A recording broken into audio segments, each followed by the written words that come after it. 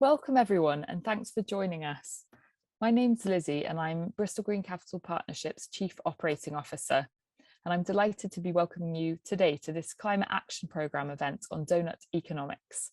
A couple of practical things to start off with. You'll have noticed we're using Zoom webinar for this event, which means you won't be able to see everyone on the call, but please do continue to interact using the chat and the question and answer function to submit your questions and vote for your favourite questions, the one you want to hear asked. Now, for those of you that don't know, Bristol Green Capital Partnership is a unique network made up of 1,000 member organisations from across the city, working towards a zero carbon, socially just Bristol, where all our communities and nature thrive. This event is part of the Climate Action Programme, which supports organisations of all sizes and sectors to reduce their carbon emissions through events, resources, and peer-to-peer learning opportunities. The programme is free for organisations thanks to the support of NatWest and Bristol City Council. Through this programme, we hope you will feel supported and inspired to take action, whatever your starting point, and feel part of a community of people and organisations who are committed to making positive change. And we've got loads of resources to help you on your carbon reduction journey, which you can find on our website, covering a host of topics such as reducing emissions from energy, minimising your organisation's digital footprint, and employee engagement. Over the past few years, the partnership has steadily increased the importance of social justice within our work, and more recently made just transition issues a core focus of our value, visions and strategy.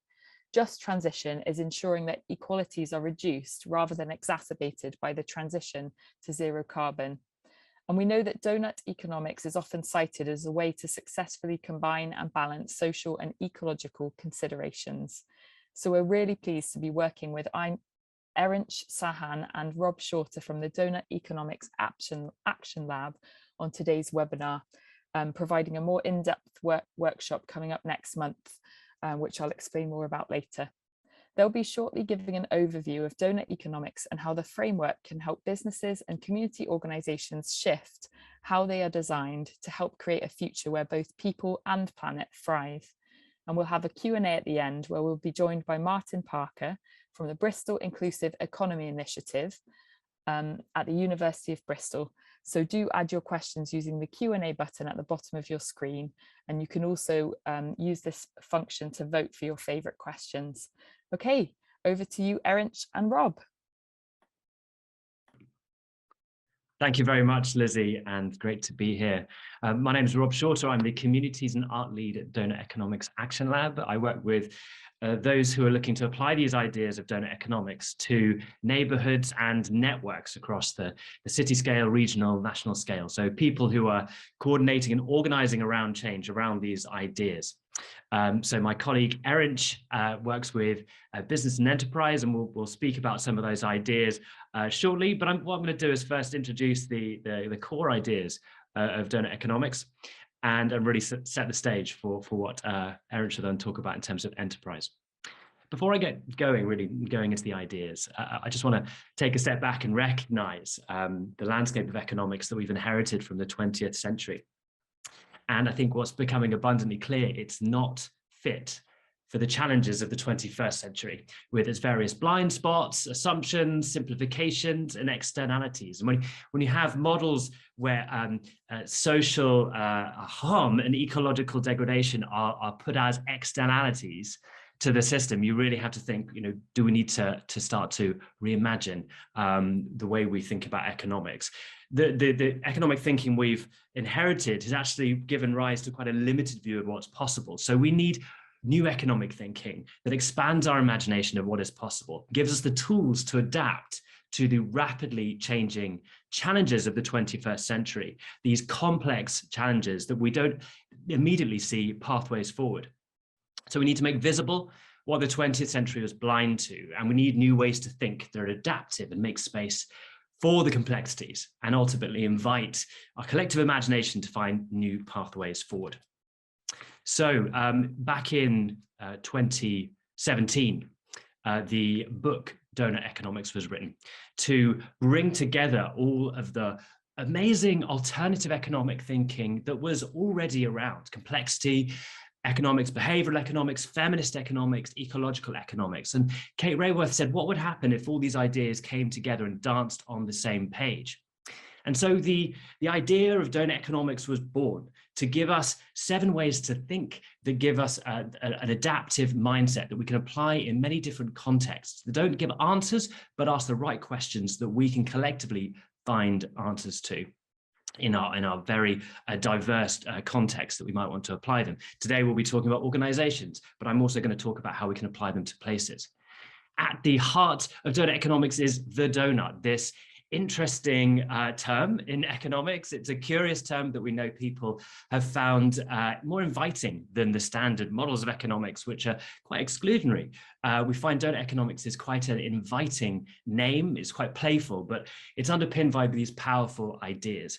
And we also recognize the power of an image. And so the image of the donut is this. It is the compass we put forward for humanity in the 21st century that centers ecological health and human health, with the social foundation putting forward a proposal for what it means to live a good life, the foundations of a good life, crowdsourced from the UN Sustainable Development Goals. So everyone in the world has a claim to meeting these needs. So we want to meet everyone's needs in the social foundation. But at the same time, we don't want to overshoot the ecological ceiling and these 9 boundaries as defined by Earth system science. And these are the 9 boundaries we mustn't transgress if we're to not undermine the life-supporting systems of this delicately balanced planet upon which we depend. And so we have the social foundation and the ecological ceiling, which create the shape of the donut, with a space in the middle being the safe and just space where we want to meet the needs of all within the means of the living planet. And so if this is the goal for our economies that we want to design, we can actually measure how we're doing on all these social and ecological measures and recognize that we are not doing well. We have billions of people falling short on the essentials of life in the hole in the middle, which is what the red there denotes. And we've actually overshooting more than 4. This diagram shows 4, but we're currently working on the next iteration of the donut, bringing in the latest data to show we're overshooting on even more boundaries, including chemical pollution and freshwater withdrawals. So it's a frightening picture, and we're the first generation to see this challenge. And so it's our choice to say, do we continue with the economic thinking that's got us into this imbalance, or do we reimagine the economic thinking, the business models, as Erinch will go on to talk about, and the public policies that actually can help us come into balance from both sides together? So if this is the challenge that we have to come back into balance and recreate, redesign the systems that enable human flourishing in balance with the planet, what are some of the ways to think that can underpin that? So we come up with 2 design dynamics, which we think are the sort of patterns that we can see across many of the brilliant balancing sort of innovations that can get us into the donut. And these are being distributive by design and regenerative by design. So starting with regenerative design, we have inherited a linear degenerative industrial system which runs down Earth's life-supporting systems by taking Earth's materials, making them into things that we sometimes only use once and then throwing them away. And we need to turn those linear degenerative processes into cyclical regenerative processes where we're working with and within the cycles of the living world. That means running on renewable energy. It means repairing, restoring, and using nature's design dynamics as our lead to design our own systems. So there are 2 nutrient loops here. The first on the left is using biological materials. This is nature's design, whether it's food, fiber, or wood, where waste from one process is food for the next, where we can repair, restore, rewild natural ecosystems. And we can see how we can turn degenerative landscapes into restorative ones as well, where we can create conditions for life to come back and flourish. And then the other side of the loop is recognizing that we have synthetics, plastics, ceramics, metals that can't go back into nature's systems. And we need to learn how to design to be equally circular in design, where we repair, we restore, refurbish, and share. And we're working in cycles so that we don't throw so much away. We can operate the community scale through repair cafes all the way up to city scales, recognizing that within different systems and different sectors, businesses and many organizations can work together to recognize where materials flow throughout the city. When we can think about these materials far more carefully, collectively, creatively, and work with them far more slowly. So that's regenerative design. But we've also inherited deeply divisive systems that capture the value and opportunity in the hands of a few, giving rise of the 1% and massive inequality. The number of billionaires has doubled from 1,000 to 2,000 in the last decade, and it's just indicative of the inequality that flows throughout our economic systems at the moment.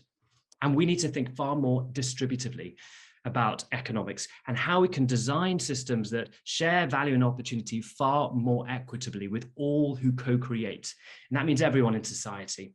So what are the laws and regulations, the infrastructure, the privilege and inheritance? What are these patterns, the structural dynamics we need to look at to design systems that are pre-distributive by design? So some questions we can ask are, who owns the source of wealth creation? So looking at land, looking at housing, who owns the land and who determines how it's used and who reaps the benefit from that land? And who determines who has access to housing and who reaps the value from that housing? We can also look at businesses, and as Erinch will speak to in a bit, who's creating the conditions for everyone to have access to business ownership, and where's the value being extracted from and who's it going to? But also the ideas that fuel innovation and how those being captured or shared, and who owns the means of production, the means of supply that underpin a flourishing business. So there are many ways to think about design from a distributive mindset. So being regenerative and distributive are two design patterns or dynamics that can help us move into the donut. But how can we apply the ideas to our place?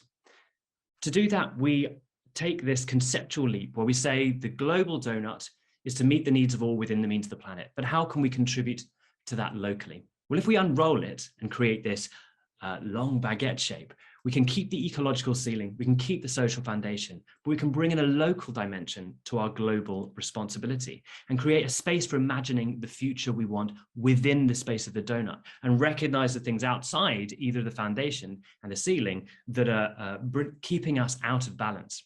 And this is the big question we need to ask. How can our place become home to thriving people in a thriving place, while respecting the well-being of all people and the health of the whole planet? This breaks down into 4 questions. How can all the people of our place thrive? And how can our place be as generous as the wild land next door, ecological, thriving locally? So those 2 things are our local aspirations, but we have to see that within our global responsibilities. And how can our place respect the health of the whole planet? And how can our place respect the well-being of all people? And so we bring in all these dimensions to see a holistic picture of what it means to create what we describe as a portrait of our place. And we can invite many people to come and contribute to what the vision might be, and what the horizon scanning for all the great things that are already underway, moving us towards the sort of future that's going to get us into the donut, but also say, what are the things that are keeping us from moving here? What are the damaging things that we can work to transform? And so we can create a living portrait of a place, turning that 4 lenses of the unrolled donut into a canvas where we can pour lots of ideas and innovations and evidence of what could be our thriving future. So you can ask questions of what are our existing challenges, but what are the changes already underway? And what indicators and targets might we find and set to show us how well we're doing on each of these things? How can we bring in stories? How can we bring in a felt experience through pictures, through accounts and people sharing their own lived experience of being in place? How can we bring in questions that help us go deeper, to recognize that we can't just answer and find the answers to things straight away? What are the things that help us kind of build a fuller picture, and also looking at the history, recognizing our place has rich history, which determines also the path we take forward. So this holistic thinking combined with holistic methods invite holistic perspectives from across all the people in your place to build this portrait. We can then begin to draw connections across the lenses. So we might recognize that something in our locale helps us meet our needs for potentially mobility here and might create cleaner air locally. But what are the global connections? How does it impact the health of the whole planet and the well-being of all people? And we invite people to explore the things they put on their portrait through the four lenses and see their interconnections. And you can also then take so making visible what might not be visible otherwise.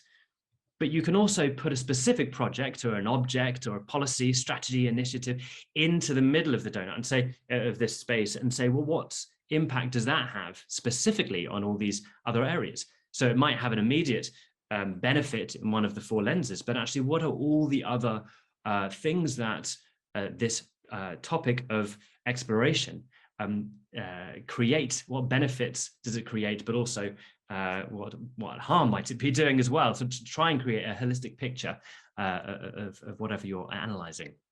So these are three ways to use the four lens methodology that we offer. And there are many now examples of places using this methodology around the world. Amsterdam, Philadelphia, and Portland were the pioneers to explore this back in 2020. And this is workshops of policymakers working with residents around these data portraits of their place. And then Amsterdam published their report in April 2020 and have inspired many other places, global north and south, to explore their place from a data perspective. But also we're seeing communities find this an appealing way to work as well, and creating a community portrait place that brings in all of those other rich methods of hearing stories and accounts, and bringing in lots of other beautiful ways of painting their portrait. Lots of creative methods that invite people of all ages and backgrounds to become part of a process of almost building literacy around these ideas. And we recognize that with that comes agency to find their own, create their own vision and find their own pathway forward. So these methods are inviting, accessible, playful. They recognize urgency, but also recognize the need to go slow and make space and time together. And leads have come together to create a data-led portrait to work with all the people in their place, and seeing it as a starting point. All of this is just an aid to a process and a journey which everyone needs to come along. We don't have the answers immediately, but we can create almost like these visions, these portrait of what the city could be, and then we can all begin to see our role working towards those. Essentially, these are processes to start exercising our muscles of holistic thinking, of interconnected thinking, and inviting the imagination of all to get close. And you can then start, this is also in the League's workshop, of them beginning to explore various sectors and challenges from transport to housing and energy. So that is just touching the surface on how to create a portrait of your place. And we will have a look at some of this in the workshop and how we can think about all the ways in which organizations can be contributing towards a portrait of your place as well. But now I'm going to stop sharing my screen and I'm going to hand over to Erinch, who is going to say, well, what does this mean for our enterprises and organizations in our place?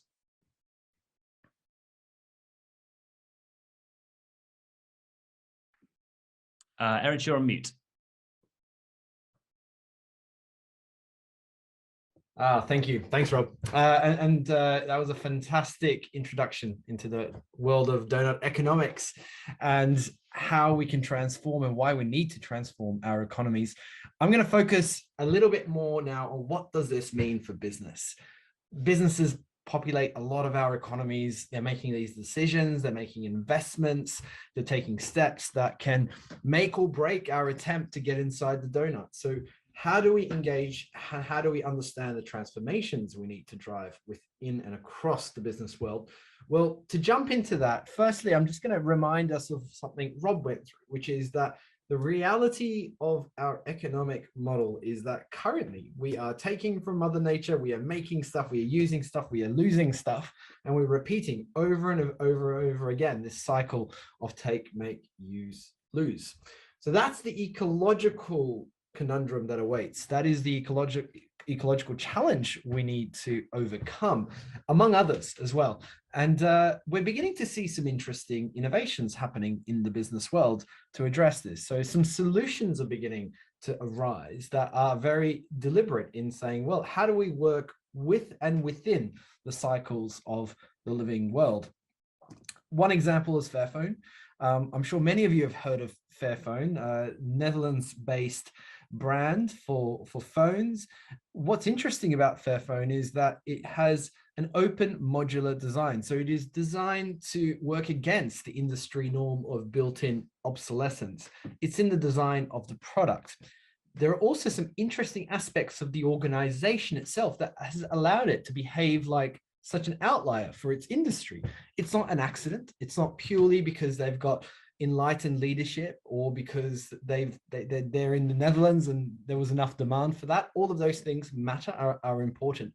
But actually, Fairphone was started off as a crowdfunding initiative. It was never a shareholder-owned company. It wasn't a company that was having to deliver returns, having to demonstrate exponential growth in sales in order to meet the requirements of venture capital and other startup capital. It had a level of freedom, and it was built into its organizational model that allowed it to focus on becoming a modular product and having that at its core.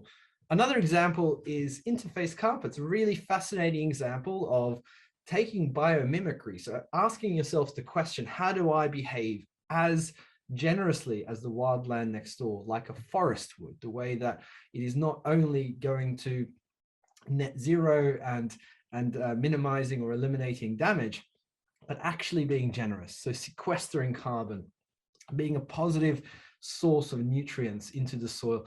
It's a company that's begun to look at the way it can reimagine its factories so that they behave like forests. A third one is one that I know quite well. Before this job, I worked in the fair trade world for quite a few years and was a part of this particular partnership where the Body Shop started thinking, well, how do we embody the principles of fair trade in plastic recycling?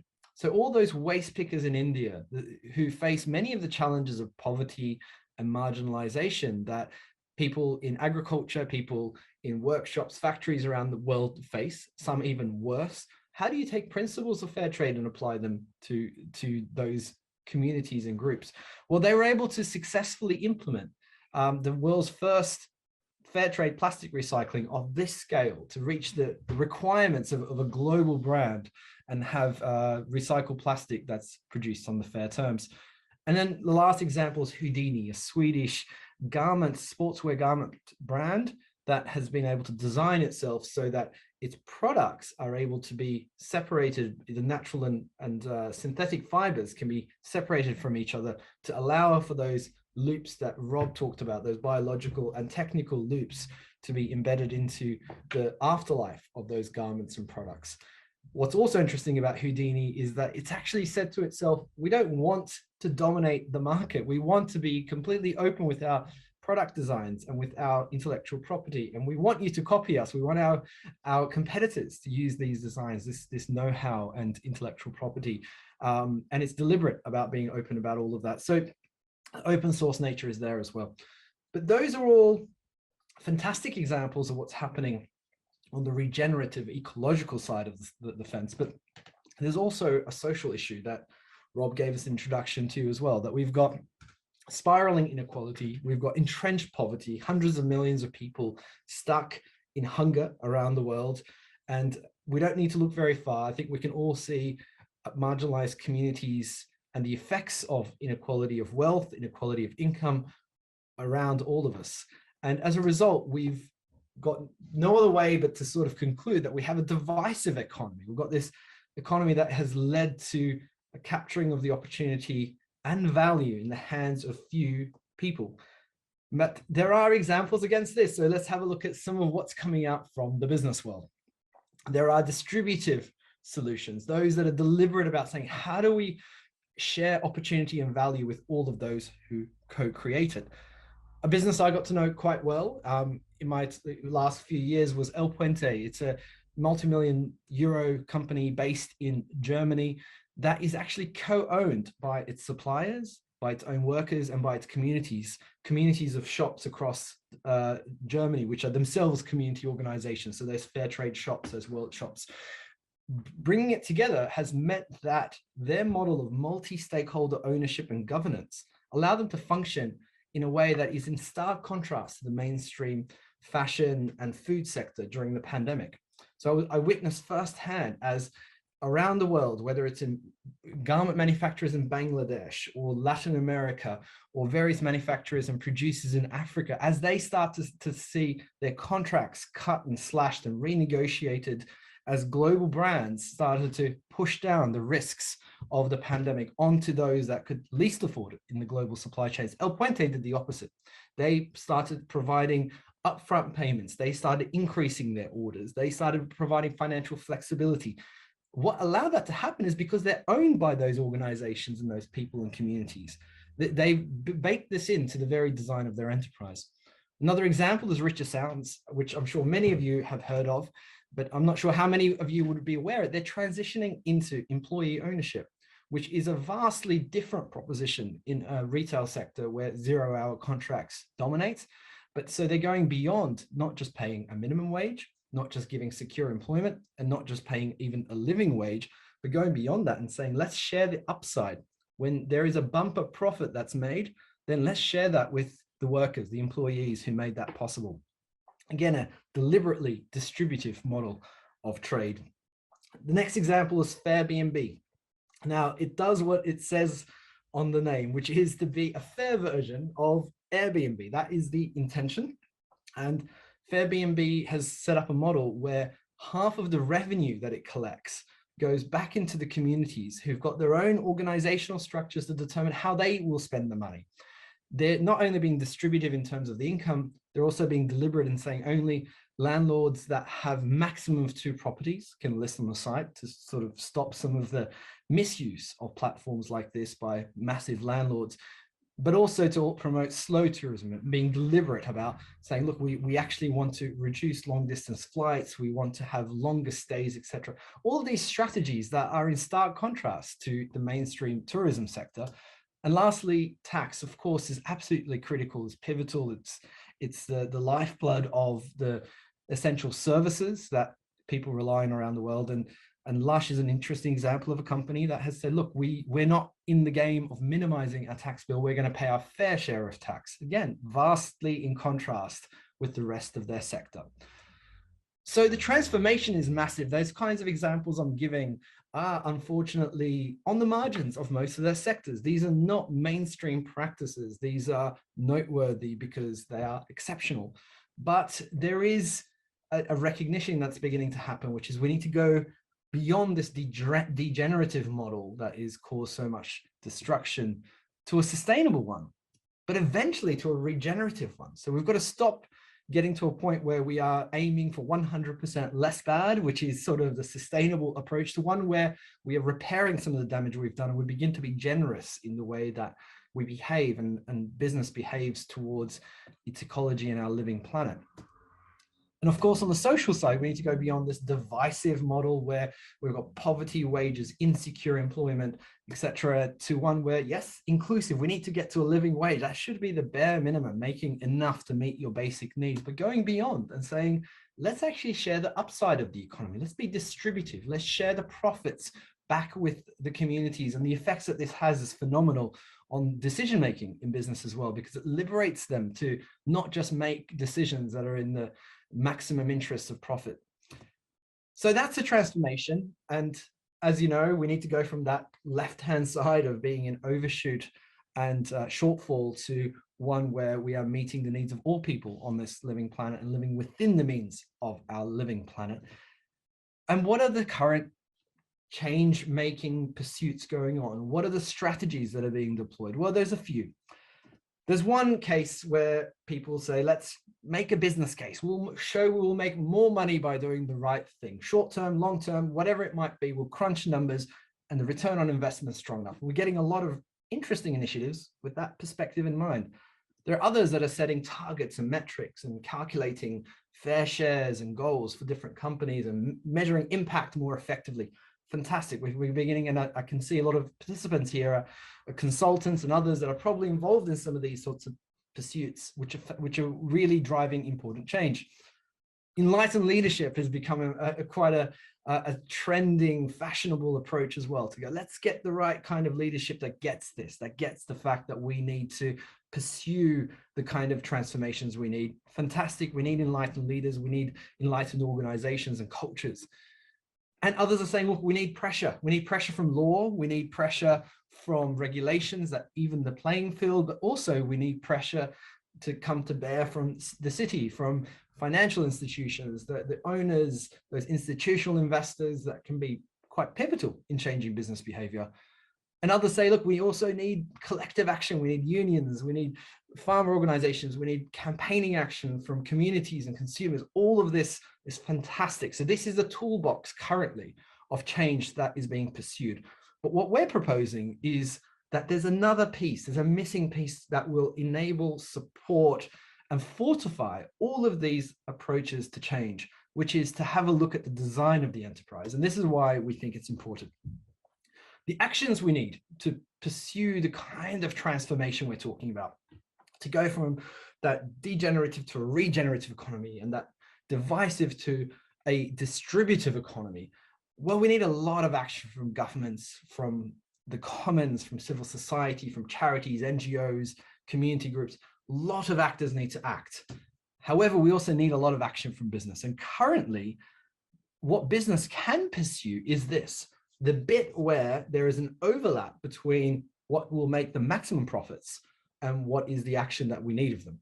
That's what the current, predominantly, the mainstream business enterprise design is allowing to happen. So things like energy efficiency, because it will reduce your costs, it's good for the bottom line.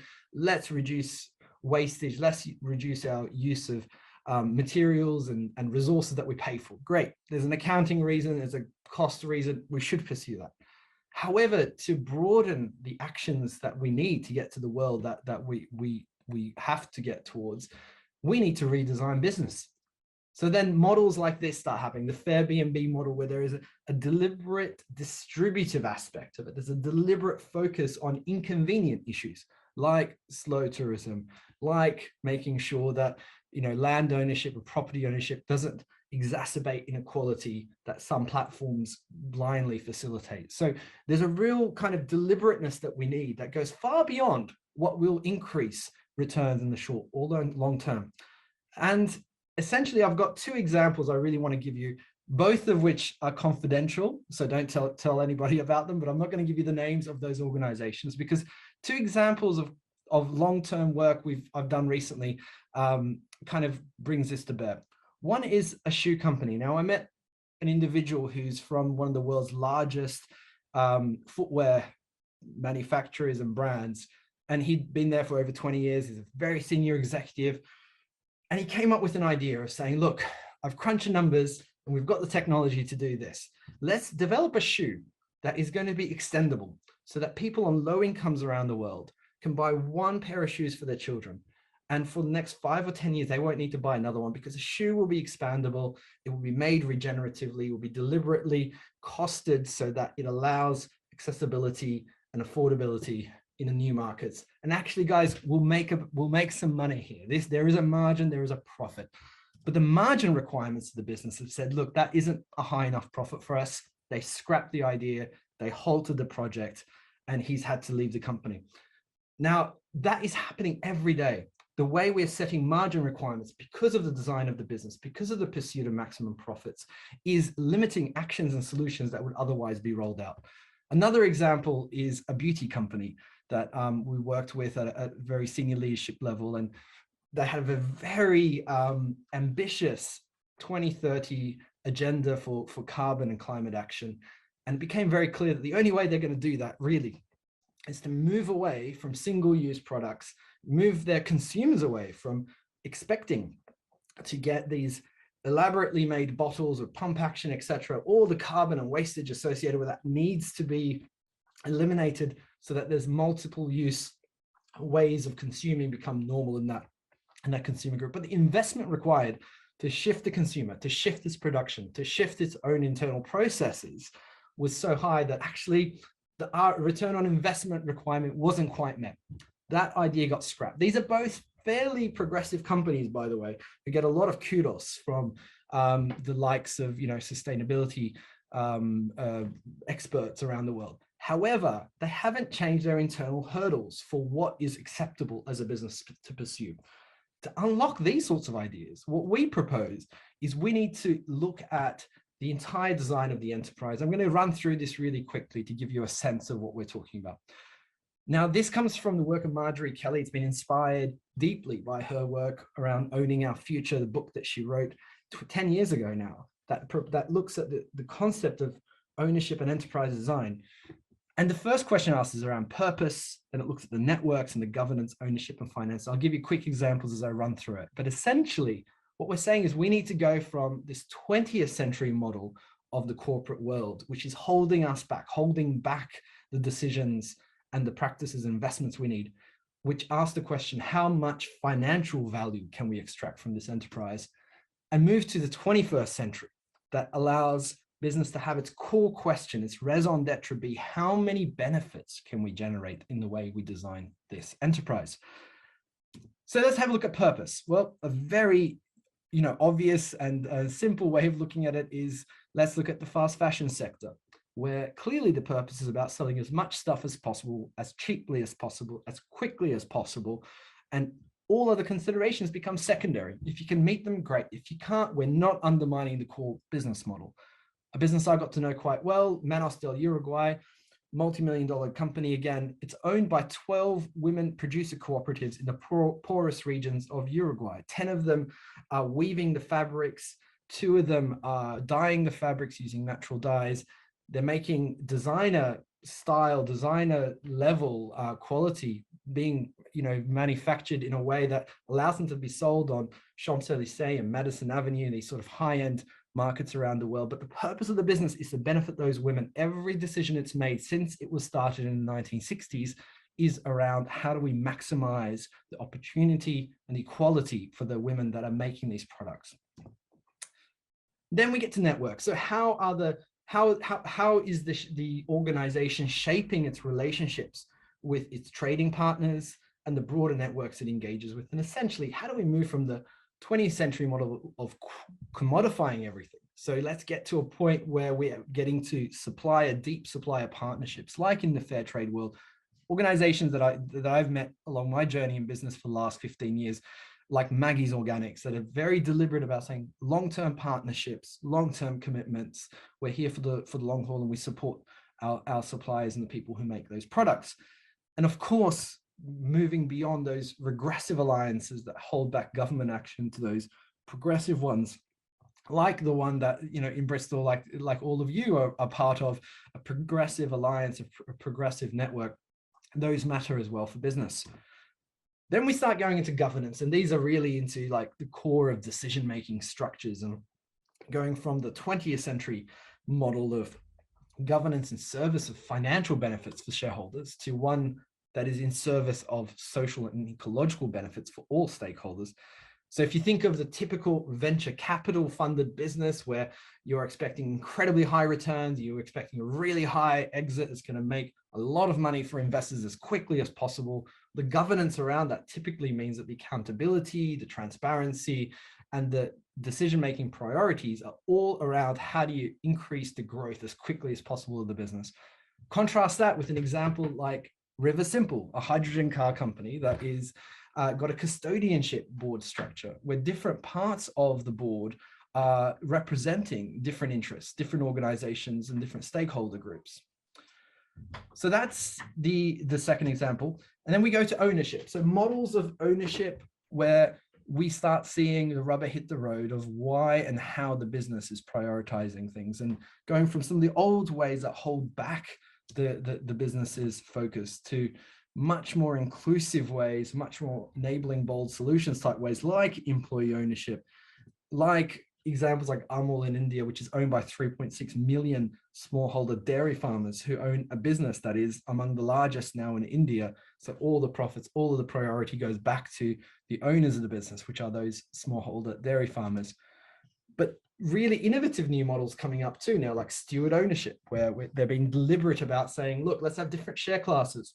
And we have a group of people who own the shares of this, who are investors. They get a return. They don't get all the say. They don't get all the rights, because we also have stewards of the company, people invested in the company. They're part of it. They're part of the operating, the staff, etc., the founders of the business.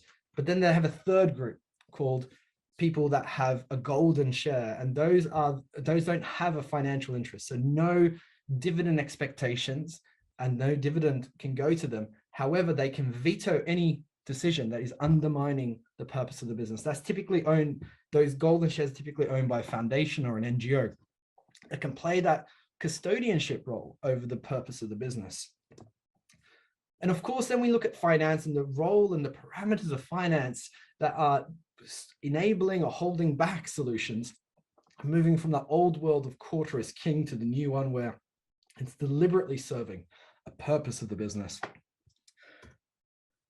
And examples of some of the most advanced ways, Dr. Bronner's in California, and a really interesting business that puts a majority of its profits back in its social mission. Now, if you're a decision maker in Dr. Bronner's, and I know some of those individuals, I know the company fairly well, Dr. Bronner's decision makers or managers essentially don't try to maximize profit because it will go back in the social mission anyway. So they are able to navigate those trade-offs and say, look, sometimes I make lower profit here because the social or ecological benefit is so great that it's worth it. It's worth prioritizing that.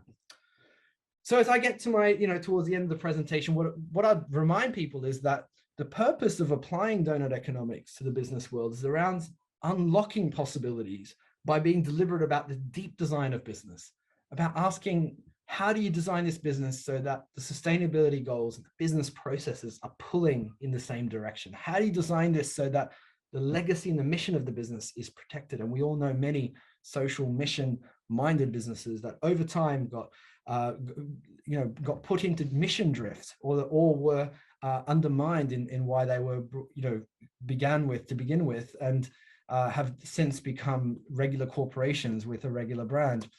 And of course, partnerships. So how do you bring in those stakeholders and partners through deep buy-in?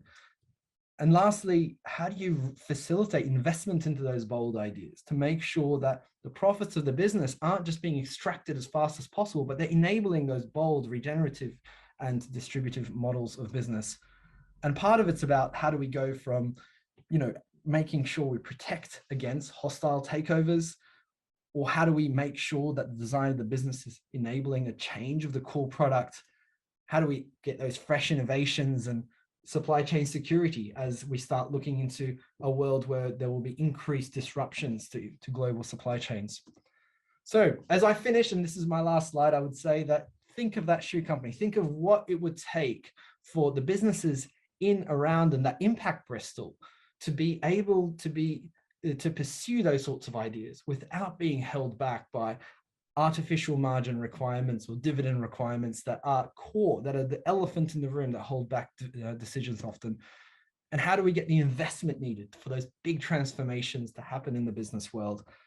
And this network, this enterprise design format of purpose, networks, governance, ownership, and finance can be absolutely pivotal in enabling the ideas that allow us to go from a planet that is in overshoot of planetary boundaries and shortfall on life's essentials for people to one that is living in balance within the donut. I'll pause there. Thank you, Erinch and Rob. Meeting the needs of all within the boundaries of a living planet certainly is the challenge of our era. And it's really inspiring to hear how Doughnut Economics can be used to help organizations of all kinds reflect on and transform their design. I appreciated all the examples you gave, enable the people and planet to thrive. And I'm really excited about what this might mean for Bristol's forward-thinking organizations if we're able to apply these at scale. I'd like to invite Martin Parker to join the stage for the Q&A sessions. Do continue to submit your questions, and we'll do our best to get through as many as possible. And you can upvote questions using the Q&A. So whilst we're all doing that, I'll get started with a couple. So first off, it's a big theory that seems to be about planetary things and how can it be relevant for a single organization who may be playing a specialized or specific role within the economy. Maybe I'll invite Martin to get involved first. Thank you, Erinch and Rob. That was a really inspiring presentation. I've been interested for quite a long time in how metaphors like the donut can help us think about the politics of just transition. And you provided some fantastic ways of doing that. I think that's really helpful. I guess my question is a sort of an opening, really, which is to encourage both of you to think about or to respond to the idea of scale. Because it is, you know, the donut's such a big thing, right? As soon as you start to think about it on a sort of planetary level. So for Rob, how do you work with a city? You know, even a medium-sized city like Bristol, 500,000 in the city area, about 1 million in the metro region. You know, how do you work with something on that scale? And then for Erinch, how do you work with big companies? Yeah, so lots of your examples are, you know, they're kind of bijou, you know, they're really nice and we can celebrate and clap them and so on. But, you know, it seems to many people that the world is dominated by big corporations. So how do we deal with them? What do we do with them? So to Rob, Bristol, to Erinch, corporations. Well, the global donut is the global scale. So the question ever since people started applying the ideas was, how do we bring this down to an actionable level? Now, the national scale, we have comparable data, and there's a brilliant tool that explores that national data available at Leeds Good Life. I don't know if Erinch actually could post the link to that. When we go lower than that scale, we move beyond the realms of comparable data, and then it moves towards context-specific data. And we then invite people to use the unrolled donut methodology to explore the 4 lenses of local and global. So local aspirations, global responsibilities. Now, people applied that at regional level. Brussels have applied that at a regional level, and now people are bringing that down to the city. So you can bring in data at a city scale. But I think if you're to go down into even smaller scales than that, then you're looking at neighborhood donuts when you're bringing in much more qualitative data. In Birmingham and Civic Square, the organization are looking at neighborhood science and how you co-create your own quantitative and qualitative methods of understanding the health of your local ecosystems, understanding the well-being of local people, understanding the systems which have global interconnections. And you're almost kind of creating new methods to answer the questions that the 4 lenses invites. Now, how these scales then interrelate is a question that we're walking with. We don't yet know. If you've got multiple sort of nested portraits of place within a city, so neighborhoods might have their own identity and connection with their neighborhood, but that also fits into a wider, say Bristol-wide portrait of its place. So we don't have the answers for that yet, but it'd be interesting to see how that can work together. Yeah, and I can jump in on the corporate question, because I think this is absolutely the pivotal question: is what are we transforming and how are we transforming it? I mean, one answer to your question, Martin, is that the average company lives for less than 10 years. You know, whether it's Facebook, Google, or many of the giants of the global economy today, they didn't exist 20, 30 years ago. We can shape tomorrow's companies by focusing on the structural design of today's emerging companies. But secondly, there are also examples of larger businesses beginning to look at transformations. The Purpose Economy organization in Germany, which looks at steward ownership, is currently got a lot of interest in thinking about particularly large family-owned companies. And these are some of the world's largest companies, thinking how do they protect the legacy of their family longer term. Others are looking at employee ownership. I mean, that has been something that's been chipped away at, and Paul Polman from Unilever, I think for a long time really struggled with the financial pressures coming to Unilever through the shareholding, and the pursuits or the ambitions that Unilever want to pursue, and concluded that actually growing employee ownership was critical to protecting the trajectory of that company, and that has grown, you know, since Paul Polman's left Unilever as well. Employee ownership has been on the rise in Unilever. So I think overall we're beginning to see models and entry points, but not every company will transform. Not all the dinosaurs of today's corporate world will be around in 20, 30 years time in a planet and society that works for all of us. And I think that that's okay for us to sort of go, let's work with those that are able and willing to make that transformation. And there are lots of tools for this. It doesn't have to be, either or. We could transform some of the giants and replace the ones that are deciding not to transform and to remain trapped in the old economy. I've got a couple more questions. This one's quite popular with the audience. There's a two. So it's about how the donut is going to be applied, or the potential for it to be applied locally. So how can a local authority work within the donut framework when the national economy remains based on GDP growth? And what are the barriers to this or problems thrown up by the discrepancy? And I'll invite you to be as brief as you can. That's obviously another big question, but there are a few more that we'd love to get to before the webinar finishes too. Yeah, great. Yeah, so there are many ways in which we're seeing cities get started, and I think get started is an important word, either by using it as a decision wheel for decisions already in process, creating the portrait of place, making visible all of the connections and all of the impacts that you have as a city, creating plans and strategies and policies accordingly, looking into the design that Erinch has referred to today, actually looking at city institutional design is quite an important one. But also looking at all the procurement and supply chain spending you already have, how can that be redirected to create local wealth, community wealth building, things like that, but also giving permission and ground cover to the vast creativity of civil society in the city as well. If you create long, loud legal messages that you have permission to explore donut economics, and we're all going to be working towards this common vision, I think then there's a huge amount of potential in all of the stakeholders across a place working together. So it's not to say that it's not a huge challenge having that national level political framing that might work counter to this.